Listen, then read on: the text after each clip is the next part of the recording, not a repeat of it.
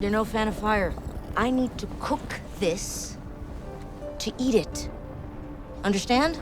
Melissa Navia has heard the fans of Strange New Worlds for 3 years, and she's thrilled to finally deliver the #Ortegas episode they wanted. Directed by Andrew Kautz and written by Alan B.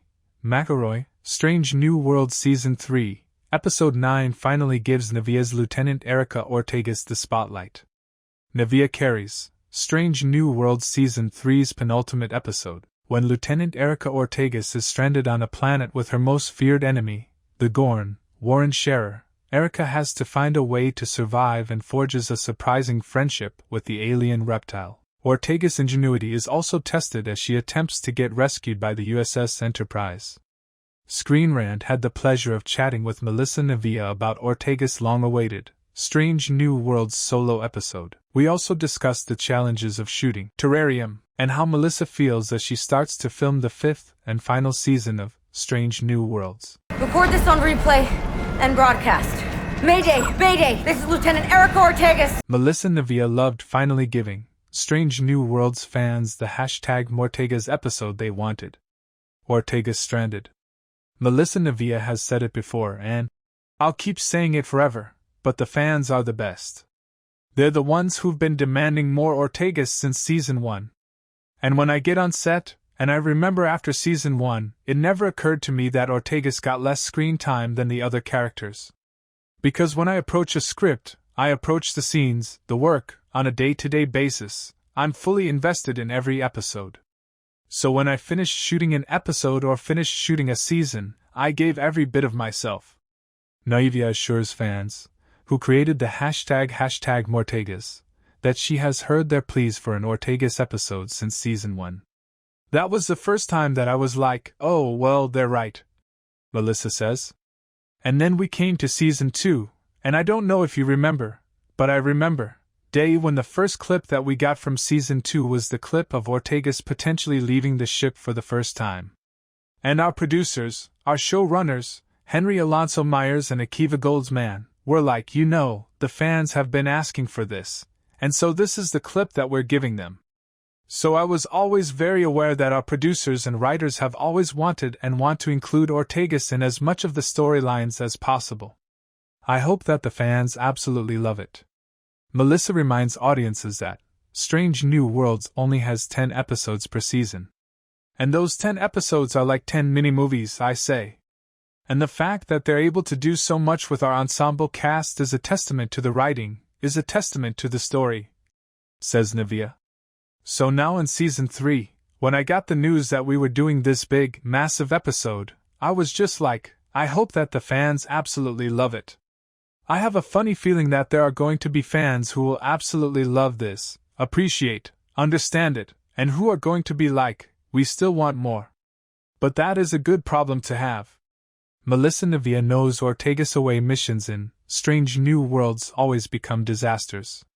Ortegas and the Gorn. Melissa Navia jokes about how Lieutenant Erica Ortegas' missions away from the Starship Enterprise are cursed.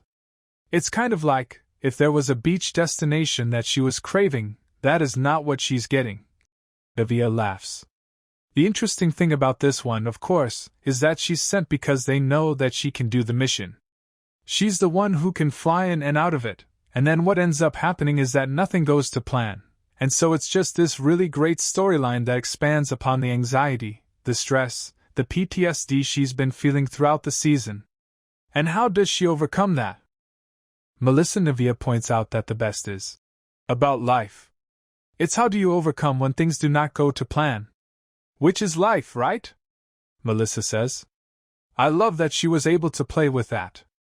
I love that she got all these opportunities to work really solo, but also across from our Gorn, our fantastic stuntman, Warren Scherer. I actually thought that the most difficult part of the episode was going to be acting opposite the Gorn. And it was the easiest part because the special effects, the work that went into everything that makes the Gorn, it just really was like I was acting opposite a sworn enemy. And then, of course, someone who becomes a friend. Melissa Navia says she can film a Marvel movie after her solo, Strange New Worlds episode. Ortegas holding up chess piece. Melissa Navia credits the director and writer of her Strange New Worlds solo outing. Oh my goodness, Andrew Couts and Alan McElroy. Alan was our writer, and Andrew, the director. They were just a dream team. They were with me every single day, and I can't imagine having done this without them. In terms of understanding the character, Ortegas, and in terms of understanding the world of Strange New Worlds, they just infused so much into the shooting of every day. They infused so much into how I went into it. Does that make sense? We really were a team.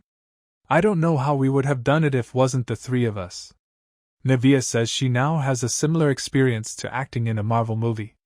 It's funny, our producer-director, Chris Fisher, I remember him telling me early on in the episode, "You're going to be able to shoot a Marvel film after this," says Melissa.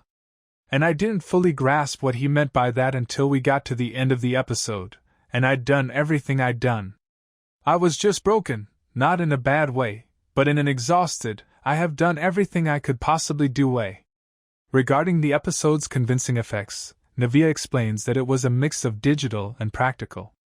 In order to simulate that constant storm, we had actual massive fans that were running all the time. Some of our crew members, I remember wearing these full-on suits they were wearing, these masks, because of all the debris and dirt and ash and soot that was flying around. Melissa describes.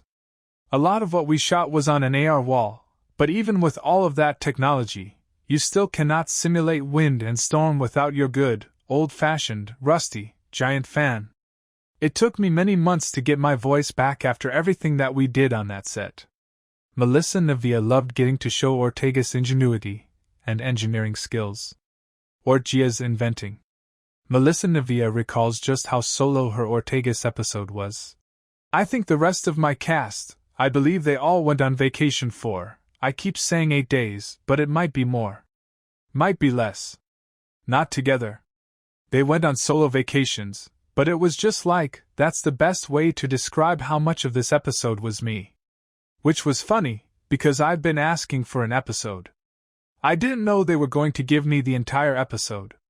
Melissa also says there's more to the episode that fans haven't seen.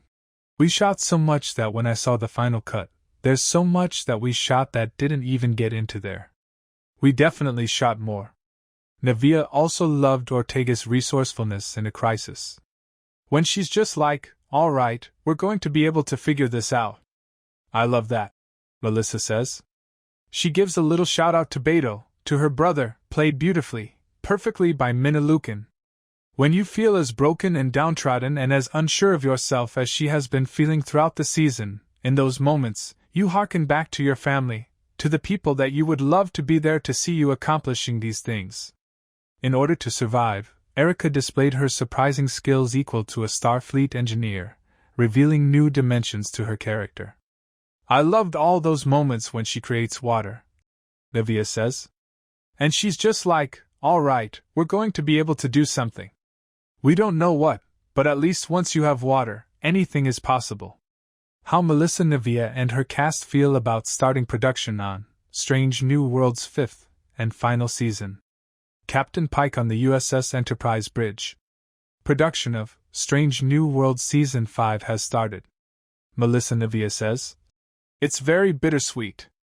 You know, I keep telling everybody, and the rest of our cast is doing it as well, all of Strange New Worlds has kind of existed in this world where it was like almost impossible to exist. We were created in a pandemic, essentially. And so much of the press that we've done has been virtual. As soon as we get good news, we also get news that might not be as exciting, right? So, you guys heard Season 3 is coming out, and then you're like, Season 5 is coming out. And they're like, we'll be shooting Season 5, but also we're ending with Season 5. And it's just like, again, that's life, right? Where there's so much, you take all the things, and you try to balance them out.